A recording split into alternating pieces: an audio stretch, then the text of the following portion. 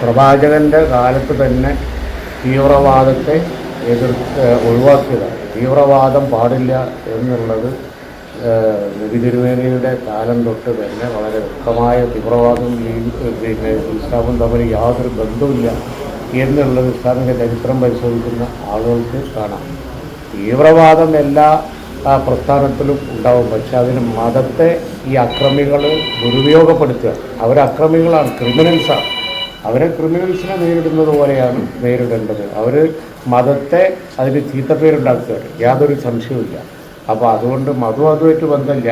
എല്ലാ മതത്തിലും അത്തരത്തിലുള്ള തീവ്രവാദികളുണ്ട്, നമ്മൾ കേൾക്കാറുണ്ടല്ലോ. അപ്പോൾ അത് തീവ്രവാദം മതമായിട്ട് ബന്ധമില്ല.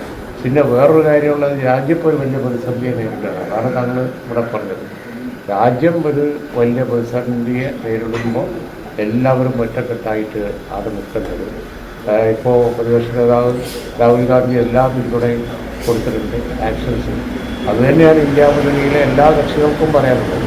രാജ്യം ഒരു പ്രതിസന്ധിയെ നേരിടുമ്പോൾ രാജ്യം ഒറ്റക്കെട്ടായിട്ട് നിൽക്കും. അവിടെ രാഷ്ട്രീയമായ ഭിന്നിപ്പ് ഒന്നുമില്ല. തിരഞ്ഞെടുക്കപ്പെട്ട ഒരു ഗവൺമെൻറ്റാണ് ഇപ്പോൾ കാശ്മീരിലുള്ളത്.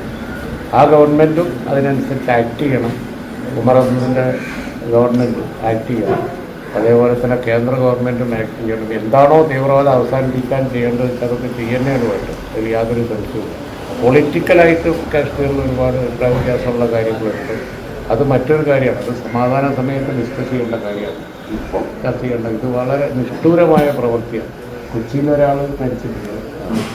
അതാണ് ഞങ്ങളെ ആളുകൾ ഇന്ന് അവിടെ സന്ദർശിക്കുന്നുണ്ട്, വീട് സന്ദർശിക്കുന്നുണ്ട്, നേതാക്കന്മാർ പോകുന്നുണ്ട്. വലിയ ദുഃഖകരമായ ഒരു സാഹചര്യം. ഒരുപാട് മലയാളികൾ കുടുങ്ങിക്കിടക്കുന്നു.